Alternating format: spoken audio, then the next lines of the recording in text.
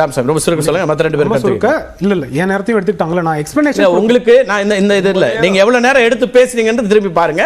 உங்க நேரத்தை யாரும் எடுக்கல, அதுக்கு பிறகான பதில். சரி, நான் எக்ஸ்பிளனேஷன் கொடுத்துறேன். என்னோட ஸ்டாண்ட் என்னன்றதும் சொல்லணும்.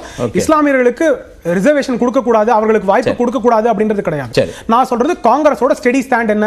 அம்பேத்கர் அவர்கள் நான் அக்யூஸ் பண்ணது, நான் அதை ப்ரூவ் பண்றேன். ஒன்று.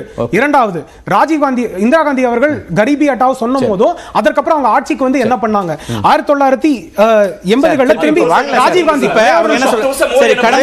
தவறே பண்ணிருக்காங்க. ராஜீவ் காந்தி என்ன பண்ணார்? நான் சொல்றது தொடர்ந்து பிரச்சனை இருக்கு அப்படி. நான் என்ன சொல்றேன், இந்த காங்கிரஸ் கட்சி கடந்த காலங்களில் இந்த தவறுகளை செய்திருக்கிறது, அதனால ஆட்சி இழந்திருக்கிறது எல்லாம் இருக்கு.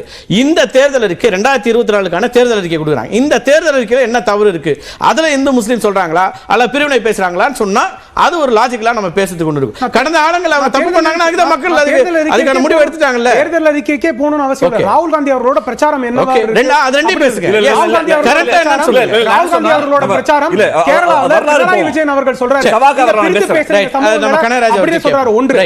இரண்டாவது, ராகுல் காந்தி அவர்கள் அதற்கப்புறம் 2023 தேர்தல் போது பேசினதும் அதற்கப்புறம் இப்போ அவர் பேசுறதும் அந்த தூத் கா தூத் பானி கா பானி அப்படின்னு சமூகங்களை பிரித்து பார்ப்பதும் அது எந்த இதுவா வேணா இருக்கலாம். ஒரே ஒரு நிமிஷம், எனக்கு எல்லா எதிர்க்கட்சிகளோடயும் இருக்கிற ஒரே ஒரு வருத்தம் தான், அவர்கள் இன்னைக்கு ஆளுகிற கட்சி சரியா செய்யலன்னு சொல்லட்டும். அவர்கள் சொல்ல வேண்டியதுதான், சமூகத்துல பின்தங்கியவர்கள் எல்லாருக்குமே, சமூகத்துல வாய்ப்பில்லாதவர்கள் எல்லாருக்குமே, சமூகத்துல யாரு பணவீக்கம் இருக்கோ அவர்கள் எல்லாருக்குமே நான் கொடுக்கிறதுக்கு எனக்கு சம்மதம் அப்படின்னு சொல்லணும். அவர்கள் இன்னைக்கு வந்து பிரதமர் சொல்லும் போது பிரதமர் வந்து நான் எல்லா சமூகத்துக்கும் அடிப்படை ஒண்ணு இருக்கு. என்ன இருக்குன்னா, அம்பேத்கர் அவர்களை சொன்னதனால சொல்றேன், அம்பேத்கர் அவர்களை சொன்னதனால சொல்றேன், பொருளாதாரம் மட்டுமல்ல சமூக ரீதியாக பின்தங்கி இருக்கக்கூடிய, பொருளாதார ரீதியாக பின்தங்கி இருக்கக்கூடிய எல்லாத்துக்கும் சேர்த்து தான் அவர் சொல்றார். நீங்க அம்பேத்கர் சொன்னதால அம்பேத்கர் நான் கோட் பண்றேன். பிரதமரும் என்ன சொல்றாருன்னா, சப்கா சாத் சப்கா விகாஸ், எல்லாரையுமே முன்னாடி கொண்டு போணும். அதுதான் இந்த எல்லாருக்கும் சேர்ந்த ஒருங்கிணைந்த வளர்ச்சி தான் சார் இங்கேயும் சொல்றாங்க. அது யாரு பேசுறா, இன்க்ளூசிவ் growth தான் சொல்றாங்க. பிரதமரும் சொல்றாரு, ஒரு பிரச்சனை இல்லையே. சப்கா விகாஸ் தான் இன்னும் ஒரே ஒரு இதுதான் பொலிட்டிக்கல் ஸ்டேட்மெண்ட்ஸா சொன்னாங்க.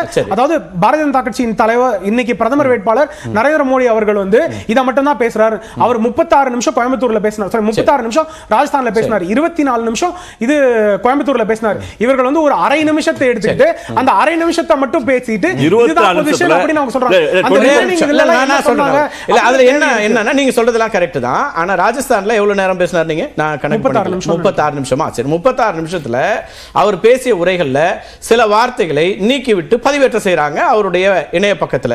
அப்ப அங்க ஒரு சிக்னிபிகன்ஸ் வந்துருது. ஏதோ ஒரு விஷயத்தை அவரே விரும்பல அல்லது அதுவே அதிகாரப்பூர்வமா பதிவேற்ற வேண்டாம்னு நினைக்கிறாங்க. இதுல வந்து இன்ஃபில்ட்ரேட்டர்ஸ்ங்கற வார்த்தை எடுக்கப்படுது. ஹிந்தில முழுதாக முஸ்லிம்ஸ்ங்கற வார்த்தை எடுக்கப்படுது. ஹிந்தில முழுசா வருது. ஆங்கிலத்துல வரது தான் நீங்க ஆங்கிலத்துல நான் சொல்றேன். ஆங்கிலத்துல பேசாத மக்கள் ஆங்கிலம் தான் இந்தியா முழுக்க போகுது. ஹிந்தி பேசாத மக்கள் வாக்கு வேணாம்னு தீர்மானிக்கிறாங்க மோடி. வர